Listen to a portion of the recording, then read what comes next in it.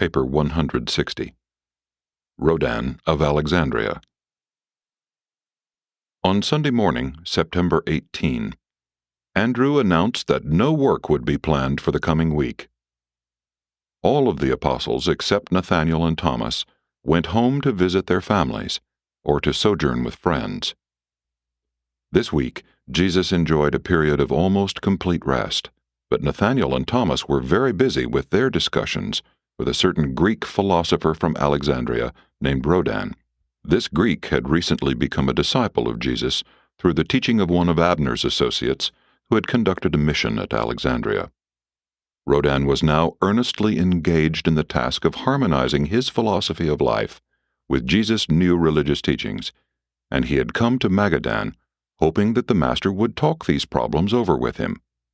He also desired to secure a first-hand and authoritative version of the gospel from either Jesus or one of his apostles. Though the master declined to enter into such a conference with Rodan, he did receive him graciously, and immediately directed that Nathanael and Thomas should listen to all he had to say and tell him about the gospel in return. 1. Rodan's Greek philosophy. Early Monday morning, Rodan began a series of 10 addresses to Nathanael, Thomas, and a group of some 24 believers who chanced to be at Magadan. These talks, condensed, combined, and restated in modern phraseology, present the following thoughts for consideration. Human life consists in 3 great drives: urges, desires, and lures. Strong character, commanding personality is only acquired by converting the natural urge of life into the social art of living, by transforming present desires into those higher longings which are capable of lasting attainment, while the commonplace lure of existence must be transferred from one's conventional and established ideas to the higher realms of unexplored ideas and undiscovered ideals. The more complex civilization becomes, the more difficult will become the art of living. The more rapid the changes in social usage, the more complicated will become the task of character development.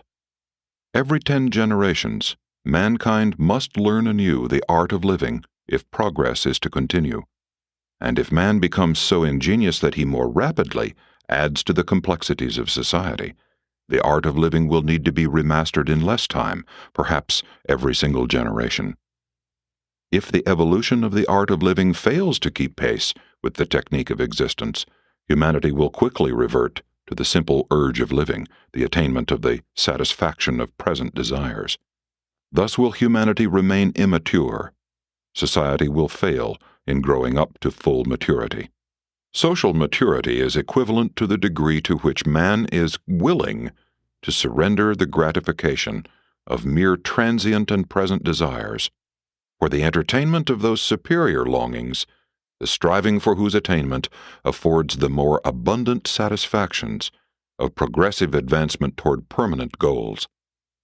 But the true badge of social maturity is the willingness of a people to surrender the right to live peaceably and contentedly under the ease-promoting standards of the lure of established beliefs and conventional ideas, for the disquieting and energy-requiring lure of the pursuit of the unexplored possibilities of the attainment of undiscovered goals of idealistic spiritual realities. Animals respond nobly to the urge of life, but only man can attain the art of living, albeit the majority of mankind only experience the animal urge to live. Animals know only this blind and instinctive urge. Man is capable of transcending this urge to natural function. Man may elect to live upon the high plane of intelligent art, even that of celestial joy and spiritual ecstasy. Animals make no inquiry into the purposes of life, therefore they never worry, neither do they commit suicide.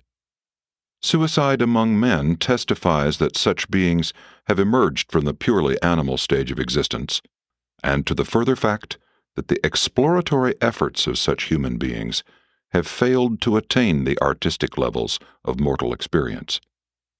Animals know not the meaning of life. Man not only possesses capacity for the recognition of values and the comprehension of meanings, but he is also conscious of the meaning of meanings. He is self-conscious of insight.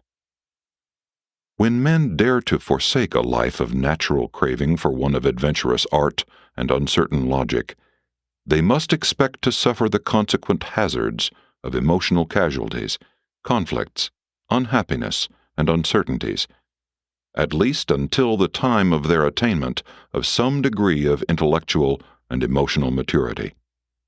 Discouragement, worry, and indolence are positive evidence of moral immaturity. Human society is confronted with two problems: attainment of the maturity of the individual and attainment of the maturity of the race. The mature human being soon begins to look upon all other mortals with feelings of tenderness and with emotions of tolerance. Mature men view immature folks with the love and consideration that parents bear their children. Successful living is nothing more or less than the art of the mastery of dependable techniques for solving common problems.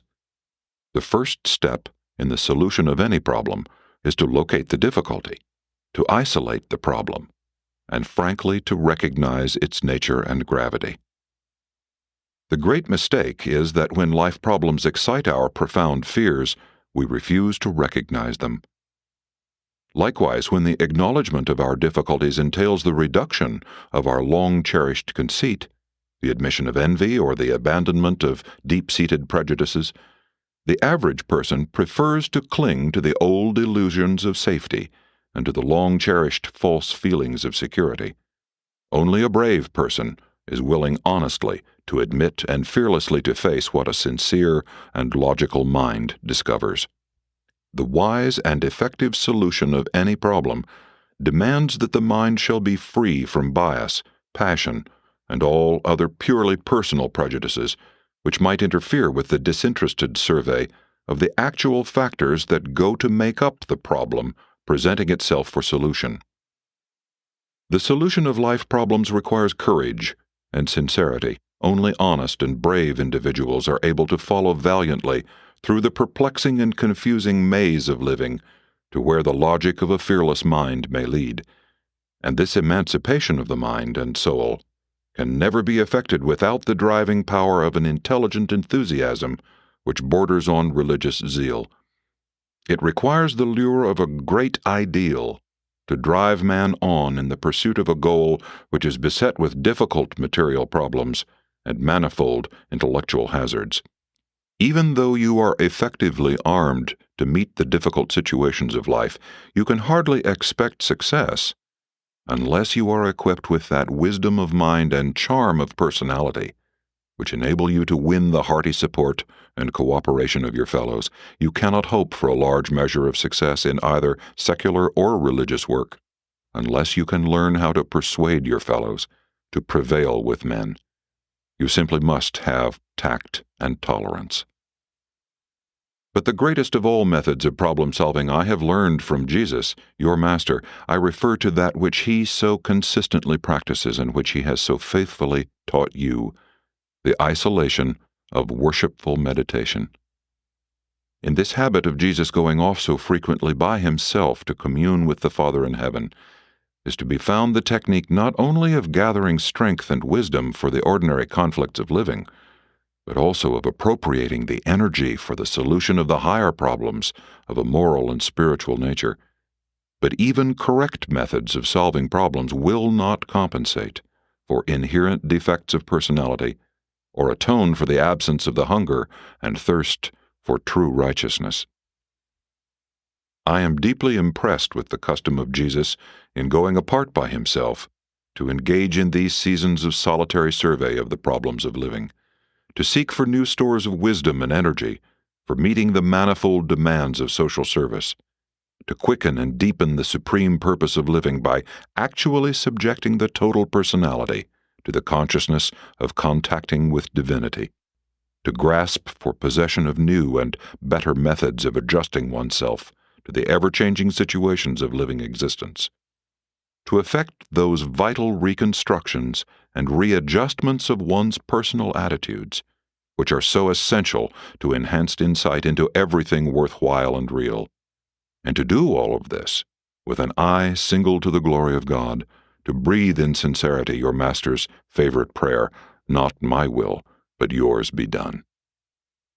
This worshipful practice of your Master brings that relaxation which renews the mind, that illumination which inspires the soul, that courage which enables one bravely to face one's problems, that self-understanding which obliterates debilitating fear, and that consciousness of union with divinity which equips man with the assurance that enables him to dare to be godlike. The relaxation of worship, or spiritual communion as practiced by the Master, relieves tension, removes conflicts, and mightily augments the total resources of the personality, and all this philosophy plus the gospel of the kingdom constitutes the new religion as I understand it. Prejudice blinds the soul to the recognition of truth, and prejudice can be removed only by the sincere devotion of the soul to the adoration of a cause that is all-embracing and all-inclusive of one's fellow men. Prejudice is inseparably linked to selfishness. Prejudice can be eliminated only by the abandonment of self-seeking, and by substituting, therefore, the quest of the satisfaction of the service of a cause that is not only greater than self, but one that is even greater than all humanity, the search for God, the attainment of divinity. The evidence of maturity of personality consists in the transformation of human desire, so that it constantly seeks for the realization of those values which are highest and most divinely real. In a continually changing world, in the midst of an evolving social order, it is impossible to maintain settled and established goals of destiny. Stability of personality can be experienced only by those who have discovered and embraced the living God as the eternal goal of infinite attainment, and thus to transfer one's goal from time to eternity, from earth to paradise, from the human to the divine, requires that man shall become regenerated, converted, be born again, that he shall become the recreated child of the divine Spirit, that he shall gain entrance into the brotherhood of the kingdom of heaven. All philosophies and religions which fall short of these ideals are immature. The philosophy which I teach, linked with the gospel which you preach, represents the new religion of maturity, the ideal of all future generations, and this is true because our ideal is final, infallible, eternal, universal, absolute, and infinite. My philosophy gave me the urge to search for the realities of true attainment, the goal of maturity. But my urge was impotent, my search lacked driving power. My quest suffered from the absence of certainty of directionization. And these deficiencies have been abundantly supplied by this new gospel of Jesus, with its enhancement of insights, elevation of ideals, and settledness of goals. Without doubts and misgivings, I can now wholeheartedly enter upon the eternal venture. 2. The art of living. There are just two ways in which mortals may live together, the material or animal way, and the spiritual or human way. By the use of signals and sounds, animals are able to communicate with each other in a limited way. But such forms of communication do not convey meanings, values, or ideas. The one distinction between man and the animal is that man can communicate with his fellows by means of symbols, which most certainly designate and identify meanings, values, ideas, and even ideals. Since animals cannot communicate ideas to each other, they cannot develop personality. Man develops personality because he can thus communicate with his fellows concerning both ideas and ideals. It is this ability to communicate and share meanings that constitutes human culture, and enables man through social associations to build civilizations. Knowledge and wisdom become cumulative because of man's ability to communicate these possessions to succeeding generations, and thereby arise the cultural activities of the race, art, science, religion, and philosophy. Symbolic communication between human beings predetermines the bringing into existence of social groups. The most effective of all social groups is the family, more particularly the two parents. Personal affection is the spiritual bond which holds together these material associations.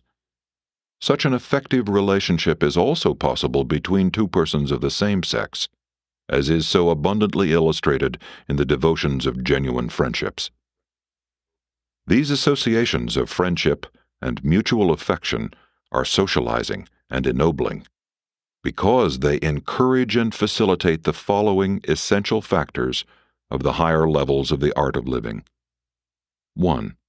Mutual self-expression and self-understanding. Many noble human impulses die because there is no one to hear their expression. Truly, it is not good for man to be alone. Some degree of recognition and a certain amount of appreciation are essential to the development of human character. Without the genuine love of a home, no child can achieve the full development of normal character. Character is something more than mere mind and morals. Of all social relations calculated to develop character, the most effective and ideal is the affectionate and understanding friendship of man and woman in the mutual embrace of intelligent wedlock. Marriage, with its manifold relations, is best designed to draw forth those precious impulses and those higher motives which are indispensable to the development of a strong character.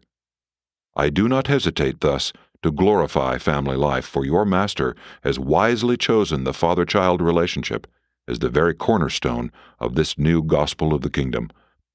And such a matchless community of relationship, man and woman in the fond embrace of the highest ideals of time, is so valuable and satisfying an experience that it is worth any price, any sacrifice requisite for its possession. 2. Union of souls, the mobilization of wisdom.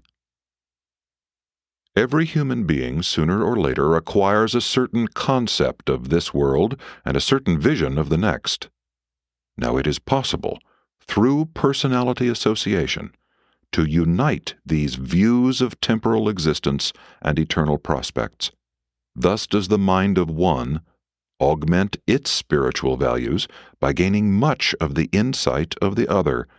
In this way, men enrich the soul by pooling their respective spiritual possessions. Likewise, in this same way, man is enabled to avoid that ever-present tendency to fall victim to distortion of vision, prejudice of viewpoint, and narrowness of judgment. Fear, envy, and conceit can be prevented only by intimate contact with other minds. I call your attention to the fact that the Master never sends you out alone to labor for the extension of the kingdom. He always sends you out two and two. And since wisdom is super-knowledge, it follows that, in the union of wisdom, the social group, small or large, mutually shares all knowledge. 3. The enthusiasm for living. Isolation tends to exhaust the energy charge of the soul.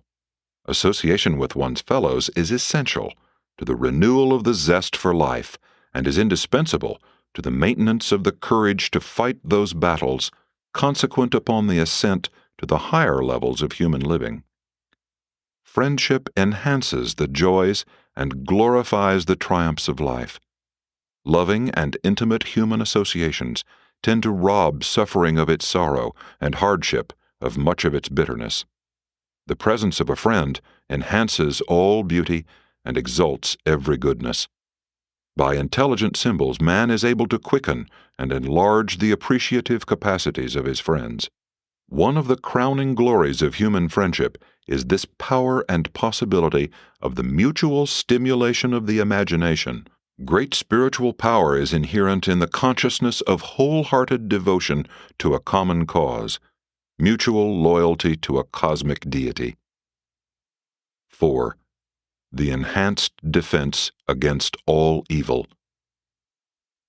Personality association and mutual affection is an efficient insurance against evil.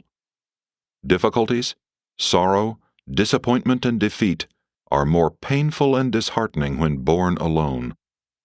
Association does not transmute evil into righteousness, but it does aid in greatly lessening the sting.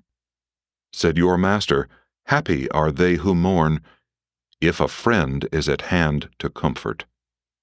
There is positive strength in the knowledge that you live for the welfare of others and that these others likewise live for your welfare and advancement. Man languishes in isolation. Human beings unfailingly become discouraged when they view only the transitory transactions of time. The present, when divorced from the past and the future, becomes exasperatingly trivial. Only a glimpse of the circle of eternity can inspire man to do his best, and can challenge the best in him to do its utmost. And when man is thus at his best, he lives most unselfishly for the good of others, his fellow sojourners in time and eternity. I repeat, such inspiring and ennobling association finds its ideal possibilities in the human marriage relation.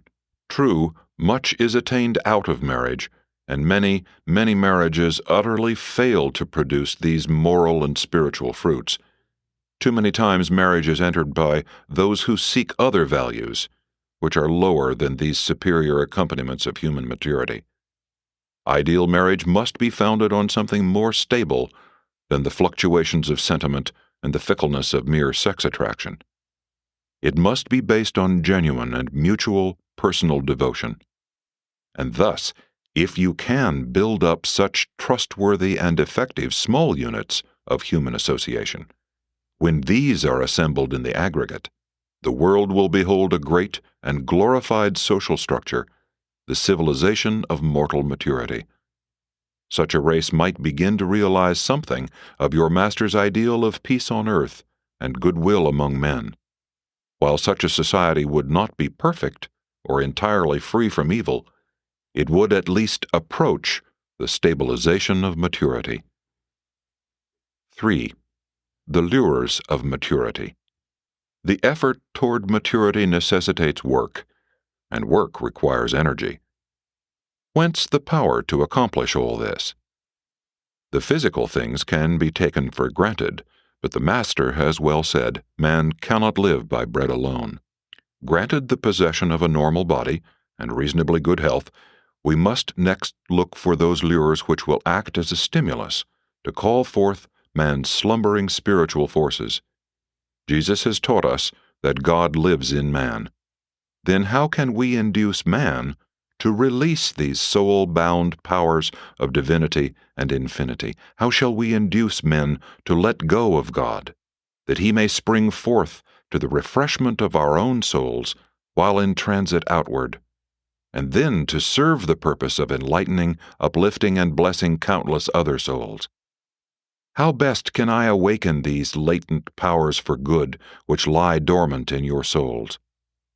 One thing I am sure of: emotional excitement is not the ideal spiritual stimulus. Excitement does not augment energy, it rather exhausts the powers of both mind and body. Whence, then, comes the energy to do these great things? Look to your Master. Even now, he is out in the hills taking in power, while we are here giving out energy. The secret of all this problem is wrapped up in spiritual communion, in worship. From the human standpoint, it is a question of combined meditation and relaxation. Meditation makes the contact of mind with spirit.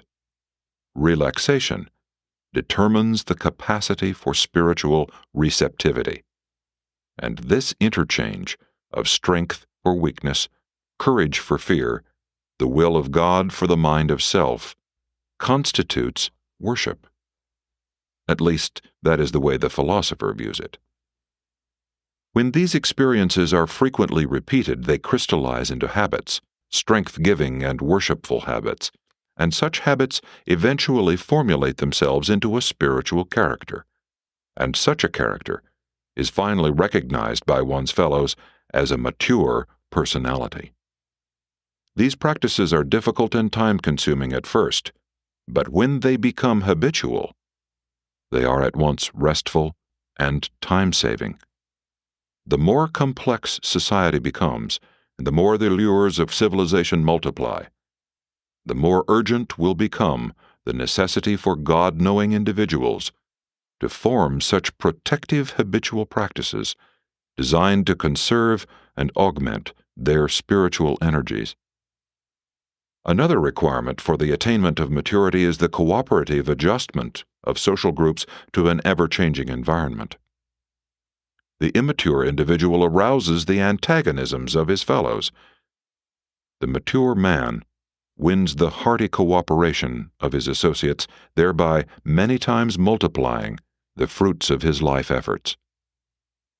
My philosophy tells me that there are times when I must fight, if need be, for the defense of my concept of righteousness, but I doubt not that the master with a more mature type of personality would easily and gracefully gain an equal victory by his superior and winsome technique of tact and tolerance. All too often when we battle for the right, it turns out that both the victor and the vanquished have sustained defeat. I heard the master say only yesterday that the wise man, when seeking entrance through the locked door, would not destroy the door, but rather would seek for the key wherewith to unlock it. Too often we engage in a fight merely to convince ourselves that we are not afraid. This new gospel of the kingdom renders a great service to the art of living, in that it supplies a new and richer incentive for higher living. It presents a new and exalted goal of destiny, a supreme life purpose. And these new concepts of the eternal and divine goal of existence are in themselves transcendent stimuli, calling forth the reaction of the very best that is resident in man's higher nature. On every mountaintop of intellectual thought are to be found relaxation for the mind, strength for the soul, and communion for the spirit. From such vantage points of high living, man is able to transcend the material irritations of the lower levels of thinking, worry, jealousy, envy, revenge, and the pride of immature personality. These high-climbing souls deliver themselves from a multitude of the cross-current conflicts of the trifles of living, thus becoming free to attain consciousness of the higher currents of spirit concept and celestial communication. But the life purpose must be jealously guarded from the temptation to seek for easy and transient attainment. Likewise must it be so fostered as to become immune to the disastrous threats of fanaticism. 4. The balance of maturity.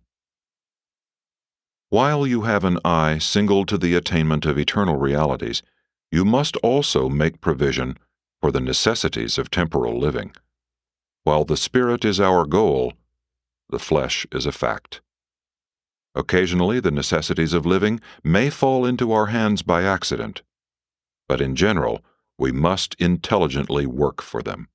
The two major problems of life are making a temporal living and the achievement of eternal survival, and even the problem of making a living requires religion for its ideal solution. These are both highly personal problems. True religion, in fact, does not function apart from the individual. The essentials of the temporal life, as I see them, are 1. Good physical health, 2. Clear and clean thinking, 3. Ability and skill, 4. Wealth, the goods of life, 5. Ability to withstand defeat, 6. Culture, education, and wisdom. Even the physical problems of bodily health and efficiency are best solved when they are viewed from the religious standpoint of our Master's teaching that the body and mind of man are the dwelling place of the gift of the gods, the Spirit of God becoming the spirit of man. The mind of man thus becomes the mediator between material things and spiritual realities. It requires intelligence to secure one's share of the desirable things of life. It is wholly erroneous to suppose that faithfulness in doing one's daily work will ensure the rewards of wealth. Barring the occasional and accidental acquirement of wealth, the material rewards of the temporal life are found to flow in certain well-organized channels, and only those who have access to these channels may expect to be well rewarded for their temporal efforts. Poverty must ever be the lot of all men who seek for wealth in isolated and individual channels. Wise planning, therefore, becomes the one thing essential to worldly prosperity. Success requires not only devotion to one's work, but also that one should function as a part of some one of the channels of material wealth. If you are unwise, you can bestow a devoted life upon your generation without material reward. If you are an accidental beneficiary of the flow of wealth, you may roll in luxury, even though you have done nothing worthwhile for your fellow men. Ability is that which you inherit, while skill is what you acquire. Life is not real to one who cannot do some one thing well, expertly. Skill is one of the real sources of the satisfaction of living. Ability implies the gift of foresight, far-seeing vision. Be not deceived by the tempting rewards of dishonest achievement. Be willing to toil for the later returns inherent in honest endeavor. The wise man is able to distinguish between means and ends. Otherwise, sometimes over-planning for the future defeats its own high purpose. As a pleasure seeker, you should aim always to be a producer as well as a consumer. Train your memory to hold in sacred trust the strength-giving and worthwhile episodes of life, which you can recall at will for your pleasure and edification. Thus build up for yourself, and in yourself, reserve galleries of beauty, goodness, and artistic grandeur.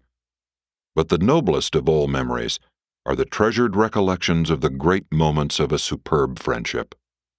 And all of these memory treasures radiate their most precious and exalting influences under the releasing touch of spiritual worship. But life will become a burden of existence unless you learn how to fail gracefully. There is an art in defeat which noble souls always acquire. You must know how to lose cheerfully. You must be fearless of disappointment. Never hesitate to admit failure. Make no attempt to hide failure under deceptive smiles and beaming optimism. It sounds well always to claim success, but the end results are appalling. Such a technique leads directly to the creation of a world of unreality and to the inevitable crash of ultimate disillusionment. Success may generate courage and promote confidence, but wisdom comes only from the experiences of adjustment to the results of one's failures. Men who prefer optimistic illusions to reality can never become wise. Only those who face facts and adjust them to ideals can achieve wisdom. Wisdom embraces both the fact and the ideal, and therefore saves its devotees from both of those barren extremes of philosophy, the man whose idealism excludes facts, and the materialist who is devoid of spiritual outlook. Those timid souls who can only keep up the struggle of life by the aid of continuous false illusions of success are doomed to suffer failure and experience defeat as they ultimately awaken from the dream world of their own imaginations. And it is in this business of facing failure and adjusting to defeat that the far-reaching vision of religion exerts its supreme influence. Failure is simply an educational episode, a cultural experiment in the acquirement of wisdom, in the experience of the God-seeking man who has embarked on the eternal adventure of the exploration of a universe. To such men, defeat is but a new tool for the achievement of higher levels of universe reality. The career of a God-seeking man may prove to be a great success in the light of eternity, even though the whole temporal life enterprise may appear as an overwhelming failure, provided each life failure yielded the culture of wisdom and spirit achievement. Do not make the mistake of confusing knowledge, culture, and wisdom. They are related in life, but they represent vastly differing spirit values. Wisdom ever dominates knowledge and always glorifies culture. 5. The religion of the ideal. You have told me that your master regards genuine human religion as the individual's experience with spiritual realities. I have regarded religion as man's experience of reacting to something which he regards as being worthy of the homage and devotion of all mankind. In this sense, religion symbolizes our supreme devotion to that which represents our highest concept of the ideals of reality and the farthest reach of our minds toward eternal possibilities of spiritual attainment. When men react to religion in the tribal, national, or racial sense, it is because they look upon those without their group as not being truly human. We always look upon the object of our religious loyalty as being worthy of the reverence of all men. Religion can never be a matter of mere intellectual belief or philosophic reasoning. Religion is always and forever a mode of reacting to the situations of life. It is a species of conduct. Religion embraces thinking, feeling, and acting reverently towards some reality which we deem worthy of universal adoration. If something has become a religion in your experience, it is self-evident that you already have become an active evangel of that religion, since you deem the supreme concept of your religion as being worthy of the worship of all mankind, all universe intelligences. If you are not a positive and missionary evangel of your religion, you are self-deceived, in that what you call a religion is only a traditional belief, or a mere system of intellectual philosophy. If your religion is a spiritual experience, your object of worship must be the universal spirit reality and ideal of all your spiritualized concepts. All religions based on fear, emotion, tradition, and philosophy I term the intellectual religions, while those based on true spirit experience I would term the true religions. The object of religious devotion may be material or spiritual, true or false, real or unreal, human or divine. Religions can, therefore, be either good or evil. Morality and religion are not necessarily the same. A system of morals, by grasping an object of worship, may become a religion. A religion, by losing its universal appeal to loyalty and supreme devotion, may evolve into a system of philosophy or a code of morals. This thing, being, state, or order of existence, or possibility of attainment, which constitutes the supreme ideal of religious loyalty, and which is the recipient of the religious devotion of those who worship, is God. Regardless of the name applied to this ideal of spiritual reality, it is God. The social characteristics of a true religion consist in the fact that it invariably seeks to convert the individual and to transform the world. Religion implies the existence of undiscovered ideals which far transcend the known standards of ethics and morality, embodied in even the highest social usages of the most mature institutions of civilization. Religion reaches out for undiscovered ideals, unexplored realities, superhuman values, divine wisdom, and true spirit attainment. True religion does all of this. All other beliefs are not worthy of the name. You cannot have a genuine spiritual religion without the supreme and supernal ideal of an eternal God. A religion without this God is an invention of man, a human institution of lifeless intellectual beliefs and meaningless emotional ceremonies. A religion might claim as the object of its devotion a great ideal, but such ideals of unreality are not attainable. Such a concept is illusionary. The only ideals susceptible of human attainment are the divine realities of the infinite values resident in the spiritual fact of the eternal God. The word God, the idea of God as contrasted with the ideal of God, can become a part of any religion, no matter how puerile or false that religion may chance to be. And this idea of God can become anything which those who entertain it may choose to make it. The lower religions shape their ideas of God to meet the natural state of the human heart. The higher religions demand that the human heart shall be changed to meet the demands of the ideals of true religion. The religion of Jesus transcends all our former concepts of the idea of worship, in that he not only portrays his Father as the ideal of infinite reality, but positively declares that this divine source of values and the eternal center of the universe is truly and personally attainable by every mortal creature who chooses to enter the kingdom of heaven on earth, thereby acknowledging the acceptance of sonship with God and brotherhood with man.